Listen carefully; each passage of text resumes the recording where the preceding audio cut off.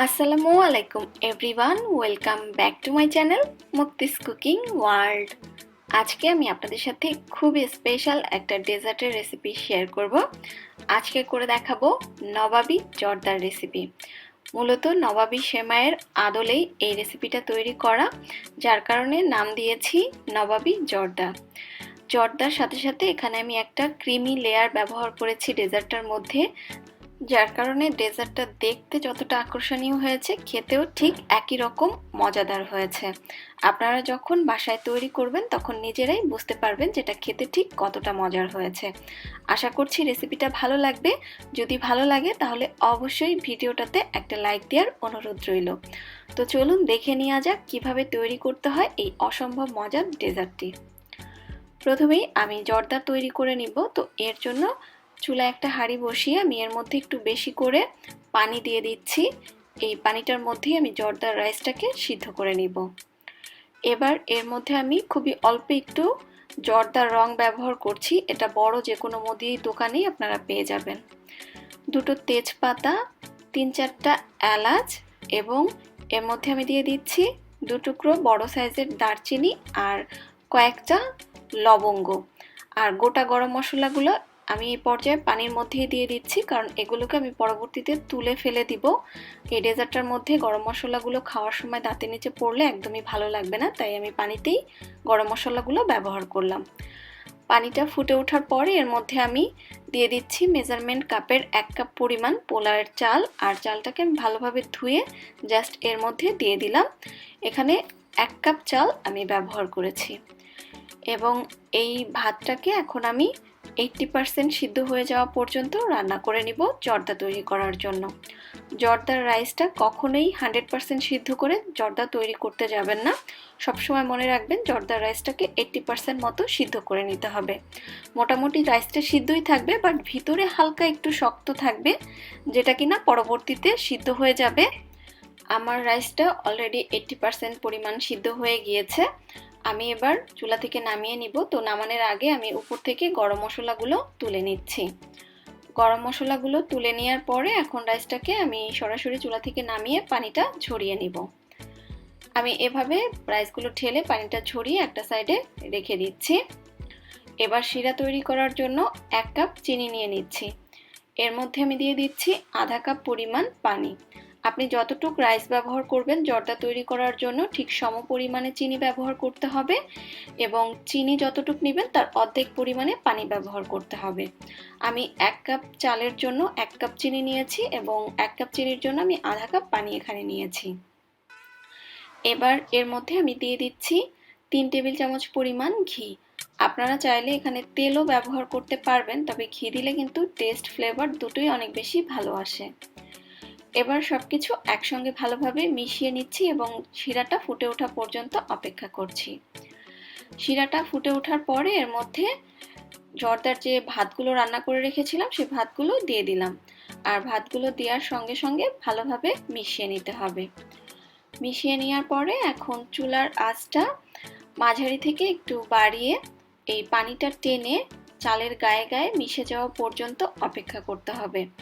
আর এই পর্যায়ে চুলার আঁচটা অতিরিক্ত হাইও রাখবেন না, আবার অনেক বেশি লোতেও রাখবেন না, জাস্ট মাঝারি থেকে একটু বাড়িয়ে রাখবেন।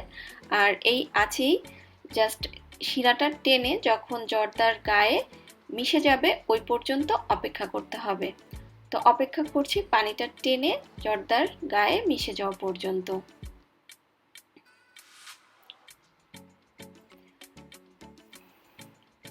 এই তো বেশ কিছুক্ষণ পরে দেখতে পাচ্ছেন শিরাটা টেনে রাইসের সঙ্গে খুব ভালোভাবে মিশে গিয়েছে। এই পর্যায়ে সবকিছু একবার একটু নেড়ে চেড়ে দিচ্ছি। এবার আমি এটাকে দমে দিব। তো এখন চুলার আঁচটা একদম লোতে করে ঢাকনা দিয়ে ঢেকে দমে রাখতে হবে জর্দাটাকে। এবার আমি দমে রেখে দিব 10 থেকে 12 মিনিটের জন্য। আর অবশ্যই চুলার আঁচটা কিন্তু লোতে রাখতে হবে। প্রায় 10-12 মিনিট পরে আমি ঢাকনাটা খুলে নিচ্ছি এবং ঢাকনাটা খুলে নেওয়ার পরে এবার জর্দাগুলোকে আবারও একসঙ্গে একটু উলটপালট করে উপরের চালটা নিচে আর নিচেরটা উপর করে দিচ্ছি। এবার এর মধ্যে আমি দিয়ে দিচ্ছি 1.5 টেবিল চামচের মতো কিশমিশ। দিচ্ছি 1.5 টেবিল চামচের মতো পেস্তা বাদাম কুচি, দিয়ে দিচ্ছি এখানে 1.5 টেবিল চামচ পরিমাণ কাঠবাদাম কুচি, দিচ্ছি কাজু বাদাম 2 টেবিল চামচের মতো, আরও দিয়ে দিচ্ছি এখানে আমি আধা কাপের মতো মোরব্বা ছোট ছোট টুকরো করে কাটা। এবার সবকিছু একসঙ্গে ভালোভাবে একটু মিশিয়ে নিব। আপনাদের কাছে যদি এত ধরনের ড্রাই ফ্রুটস না থাকে তাহলে যে কোনো একটা বাদাম দিলেও হবে, তবে বিভিন্ন রকমের ড্রাই ফ্রুটস ব্যবহার করলে জর্দা খেতে কিন্তু অনেক বেশি মজার হয়ে থাকে। এবার উপরটা সমান করে দিয়ে ঢাকনা দিয়ে ঢেকে লো আঁচে আবারও 12 থেকে 15 মিনিটের মতো লো আঁচে এটাকে দমে রেখে দিতে হবে।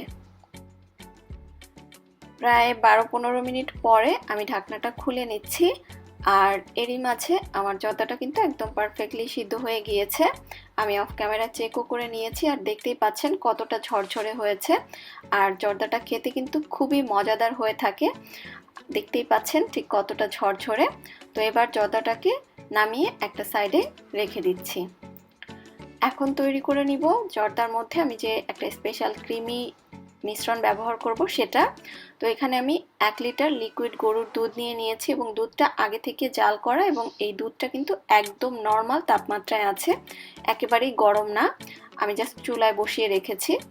এর মধ্যে আমি দিয়ে দিচ্ছি আধা কাপ পরিমাণ গুঁড়া দুধ, আর গুঁড়া দুধ দেওয়ার কারণে দুধের এই মিশ্রণটা কিন্তু অটোমেটিকলি ঘন হয়ে যাবে। দিচ্ছি 2 টেবিল চামচ পরিমাণ কর্নফ্লাওয়ার। আমি এখানে থিকনেস আনার জন্য কর্নফ্লাওয়ারটা ব্যবহার করছি, সাথে ব্যবহার করছি 2 টেবিল চামচ পরিমাণ কাস্টার্ড পাউডার। আপনাদের কাছে কাস্টার্ড পাউডার না থাকলে কর্নফ্লাওয়ার 4 টেবিল চামচ পরিমাণ দিলেও হবে। এবার আমি এর মধ্যে দিয়ে দিচ্ছি 1/4 কাপ পরিমাণ ক্রিম, আর এখানে আপনারা যে কোনো ধরনের ফ্রেশ ক্রিম ব্যবহার করতে পারবেন, যে কোনো ব্র্যান্ডের। আরও দিয়ে দিচ্ছি এখানে আমি 1/4 কাপ পরিমাণ কনডেন্স মিল্ক। আপনারা আপনাদের টেস্ট অনুযায়ী মিষ্টিটা এখানে বাড়িয়ে কমিয়ে দিতে পারবেন, তবে এই পর্যায়ে খুব একটা মিষ্টি দেওয়ার দরকার নেই, যেহেতু জর্দাটা অলরেডি মিষ্টি। এবার এই সব কিছু ভালোভাবে একসঙ্গে মিশিয়ে নিয়ে তারপরেই কিন্তু চুলার জালটা ধরাতে হবে। আমি সব কিছু ভালোভাবে মিশিয়ে নিয়েছি। এখন আমি চুলার জালটা ধরিয়ে দিলাম, এবং অনবরত নেড়েচেড়ে এটা একটা ঘন এবং থকথকে মিশ্রণ হয়ে যাওয়া পর্যন্ত জাল করতে হবে। যখন এই মিশ্রণটা বেশ ঘন আর থকথকে হয়ে যাবে, ওই পর্যায়ে চুলা থেকে নামিয়ে নিতে হবে। এবার আসি পরিবেশনায়। পরিবেশন করার জন্য প্রথমেই আমি এখানে কিছুটা জর্দা নিয়ে নিচ্ছি, আর আপনারা কিন্তু চাইলে বড় ডিশ অথবা ছোট ছোট সিঙ্গেল কাপেও এটাকে পরিবেশন করে নিতে পারবেন। এই পর্যায়ে নিচের লেয়ারটা দিয়ে এভাবে একটু চেপে চেপে উপরটা সমান করে দিতে হবে, যাতে করে ক্রিমের মিশ্রণটা দেওয়ার পরে সেটা নিচে চলে না যায়। এবার ক্রিমের মিশ্রণটা দিয়ে নিতে হবে। যেহেতু ক্রিমের মিশ্রণটা এই পর্যায়ে একটু লিকুইডই থাকে, তাই জর্দার লেয়ারটা দেওয়ার পরে একটু চেপে চেপে ভালোভাবে সেট করে দিবেন, তাহলেই এই মিশ্রণটা আর নিচে ঢুকে যাবে না। এবার এর উপরে দিয়ে দিচ্ছি আমি কিছু বেবি সুইট, আর বেবি সুইটের রেসিপি আমার চ্যানেলে আছে, লিংক ডেসক্রিপশন বক্সে দেওয়া থাকবে, চাইলে দেখে নিতে পারেন। এর উপরে এবার আমি কিছুটা জর্দা ছিটিয়ে দিচ্ছি, আর এই পর্যায়ে হাতটাকে ভালোভাবে ক্লিন করে হাত দিয়ে ছিটিয়ে দিবেন। যদি কোনো চামচ বা অন্য কিছুর সাহায্যে দিতে চান তাহলে সেক্ষেত্রে এক সাইডে বেশি পরিমাণে পড়ে গেলে সেটা নিচে দেবে যেতে পারে, যেহেতু ভিতরের ক্রিমটা এখনও নরম। উপর দিয়ে নিজের পছন্দ মতো কিছু বাদাম কুচি আর বেবি সুইট দিয়ে আমি সাজিয়ে দিচ্ছি। আপনারা চাইলে কিন্তু এরকম ছোট ছোট প্লাস্টিকের কাপেও ডেজার্টগুলোকে পরিবেশন করে নিতে পারেন, এটা আসলে সম্পূর্ণই নিজের ব্যক্তিগত ব্যাপার। আপনারা হয়তো বা ডেজার্টগুলো দেখেই বুঝতে পারছেন এটা ঠিক কতটা আকর্ষণীয় হয়েছে দেখতে, খেতেও কিন্তু ঠিক অতটাই মজাদার হয়ে থাকে। আপনারা যখন বাড়িতে তৈরি করবেন তখন নিজেরাই বুঝতে পারবেন যেটা খেতে ঠিক কতটা মজার হয়ে থাকে। আর এটা কিন্তু সুন্দরভাবে ঠান্ডা করে সেট করে ফ্রিজে রেখে তারপরে পরিবেশন করবেন, কারণ এটা ঠান্ডা হওয়ার পরে ক্রিমটা সেট হয়ে যাবে এবং ঠান্ডা ঠান্ডা খেতেই বেশি মজার লাগে গরম অবস্থার থেকে। তো আশা করছি ভিডিওটা ভালো লেগেছে, ভালো লাগলে অবশ্যই একটা লাইক দিবেন এবং চ্যানেলটি সাবস্ক্রাইব করে পাশে থাকবেন। আজকের মতো আমি এখানেই বিদায় নিচ্ছি। সবাই খুব বেশি ভালো থাকবেন। আল্লাহ হাফেজ।